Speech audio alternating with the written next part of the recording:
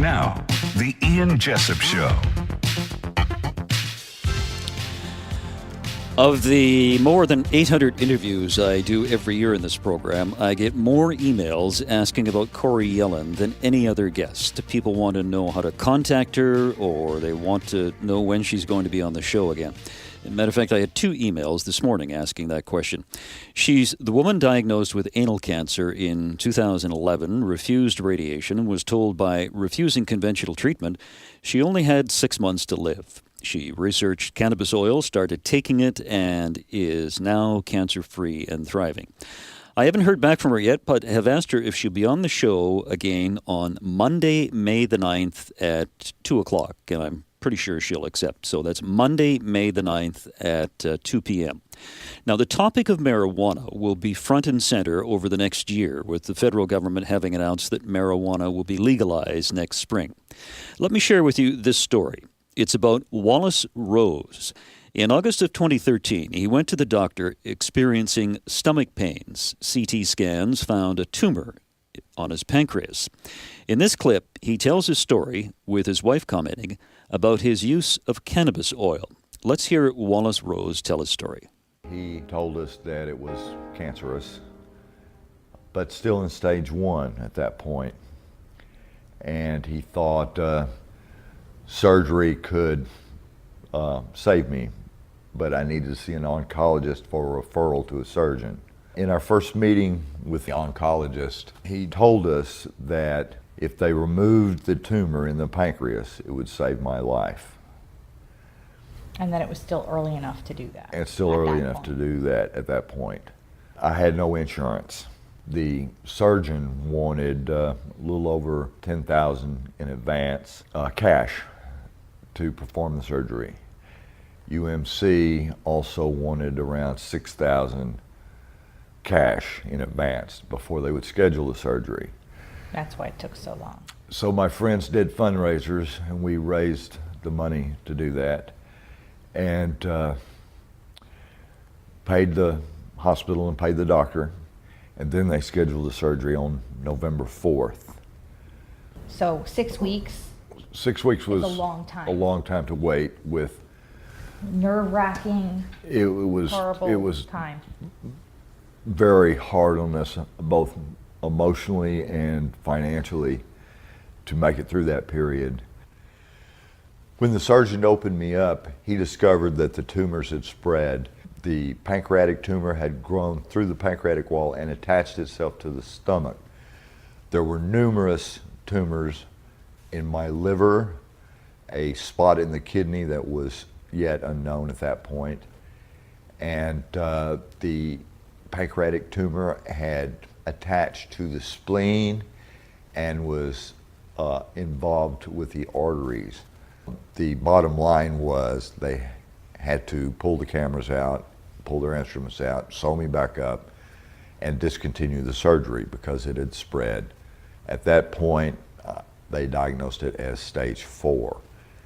While I was still in recovery, the doctor took my wife Kathy to the side, told her to give me palliative care.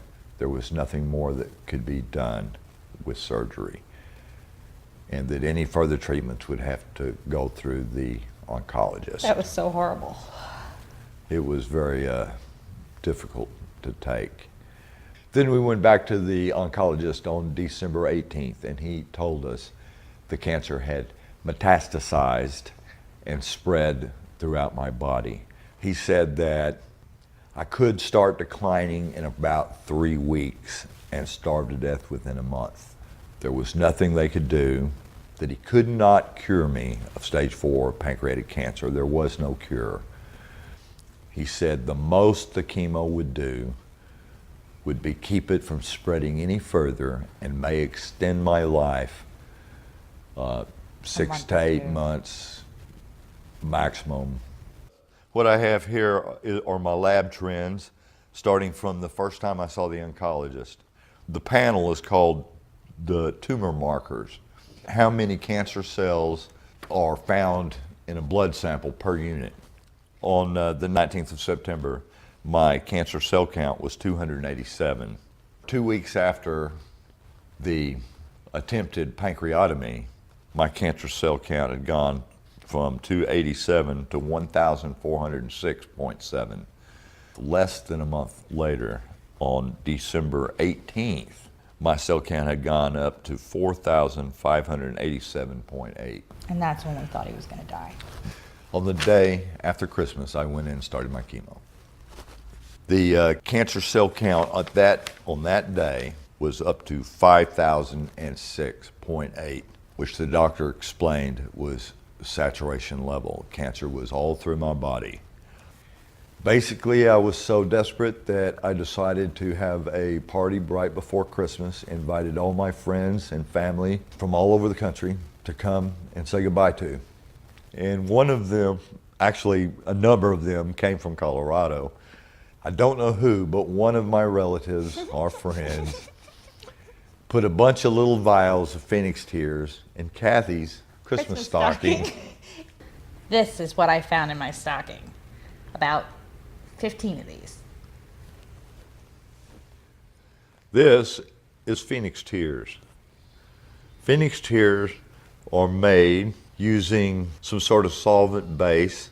The marijuana is cooked on a very low temperature for a long period of time until what's produced is an oil. It's very gooey. Very gooey. It doesn't taste very good. The only way for it to help cancer is for it to be ingested. The psychological effects caused by marijuana are not really present taking the Phoenix tears. When I first heard about it, I thought it was snake oil. I didn't believe it. I thought it was propaganda for the pro-marijuana legalization movement. But with such a bad prognosis that I would start declining in around 3 weeks and could be dead in a month, I figured at that point I had nothing to lose, including my reputation. So I began taking the Phoenix tears. I took about 2 to 3 grams of it every day, not knowing what would happen or if it would do any good. So I began searching for a medical marijuana doctor that could help me pursue this cure. Fortunately, I found a Dr. Kathleen Smith who helped me obtain my medical marijuana license. I took it faithfully the remaining few days of December and every day in January, and didn't begin to believe it until my test came back in February. You still didn't believe it after those scans. Showing my He didn't believe cancer it, he thought cell there was an count error. was down. I thought it was an error. I still was believing what the oncologist and the surgeon had told me, and still could not believe either in the Phoenix tears or a divine miracle either. The Phoenix tears, along with the 2 chemo medications, gemcitabine and Abraxane, has definitely proved effective. I cannot say for sure whether the Phoenix tears could have done the same by themselves. I would like to say that, and that's what I believe. But the fact is, together, the 3 of those have eaten up, disintegrated my cancerous tumors. Multiple tumors in my liver are gone. My spleen, gone. My stomach wall, gone. My kidneys, gone. Only thing remaining is a very small portion of what was my pancreatic stage 1 tumor. At last count, my blood cell count had dropped to 312.2 on February 6th, to 80.1 on March 6th, to 42 on March 30th. Normal is 35. I will continue the Phoenix tears the rest of my life. I've already chosen to make that step. I will discontinue the chemo as soon as the tumors are gone. I believe the cannabis oil will control my tumor. Our or cure it completely. He's doing so much better. He's working, he's driving, working, like going to work 5 days a week. He's playing with the kids. It's a miracle. Thank God. Thank God. On May 28th, 2014, CT scan showed no cancer in Wallace Rose, and his cancer cell count was normal. We'll take a break and come back. Stimulating talk. Now, the Ian Jessop Show. Before I had Corrie Yelland on the program, I knew very little about marijuana, but I knew nothing about the history of marijuana, virtually nothing. But the website Ancient Origins has a fantastic summary of a journey through the ages of cannabis. And I want to pass it on to you. It says, in 1997, a hemp rope dating back to 26,900 BC was found in Czechoslovakia, making it the oldest known object to be associated with cannabis. Since that time, hemp has played an important role in humanity's development. For thousands of years, marijuana was not only legal, but an important crop among cultures throughout history, and held commercial, medicinal, and spiritual value. The cultivation of cannabis, commonly known as marijuana, can be traced back to at least 12,000 years, which places the plant among humanity's oldest cultivated crops. Cannabis plants are believed to have evolved in Central Asia, in the regions of Mongolia and southern Siberia. The earliest cultural evidence of cannabis comes from the oldest known Neolithic culture in China, the Yangshao, who appeared along the Yellow River Valley. From 5000 to 3000 BC, the economy of the Yangshao was cannabis-driven. Archaeological evidence shows that they wore hemp clothing, wove hemp, and produced hemp pottery. The first recorded use of marijuana as a medicinal drug occurred in 2737 BC by the Chinese Emperor Shen Nung. He documented the drug's effectiveness in treating the pains of rheumatism and gout. Both hemp and psychoactive marijuana were widely used in ancient China. The ancient Chinese used virtually every part of the cannabis plant: the root for medicine, the stem for textiles, rope and paper making, the leaves and flowers for intoxication and medicine, and the seeds for food and oil. Cannabis seeds were also one of the grains of early China, and ancient tombs of China had sacrificial vessels filled with hemp for the afterlife. The first medical journals in China were made up of hemp, and eventually it came to replace papyrus as the source of paper that eventually fostered the spread of written language. It was used to record the deeds of history, eventually replacing clay tablets and expensive silk to be read by everyone. From China, coastal farmers took marijuana to Korea around 2000 BC or earlier. It reached India between 2000 BC and 1000 BC when the region was invaded by the Aryans, a group that spoke an archaic Indo-European language. They called cannabis bhang. In India, the Aryan region grew through oral tradition and was recorded in the 4 Vedas, or books of knowledge, compiled between 1400 and 1000 BC. They worshipped the spirits of plants and animals, and marijuana played an active role in their rituals. Like the Chinese, the people of India have a long history of using hemp in their clothing and medicine. Cannabis use in ancient Egypt has been recorded as far back as 2000 BC, found on scrolls depicting medicinal plants.